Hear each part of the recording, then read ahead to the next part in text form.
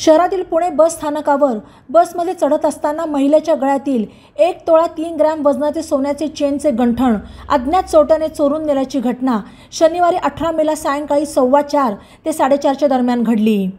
या प्रकरणी माधुरी संतोष वास्कर वय 41 राहणार संत किसनगिरी नगर पाईपलाईन रस्ता सावेडी मूळ राहणार क्रांतीनगर पाटोदा तालुका पाटोदा जिल्हा बीड यांनी दिलेल्या फिर्यादीवरून कोतवाली पोलीस ठाण्यात चोरीचा गुन्हा दाखल करण्यात आला।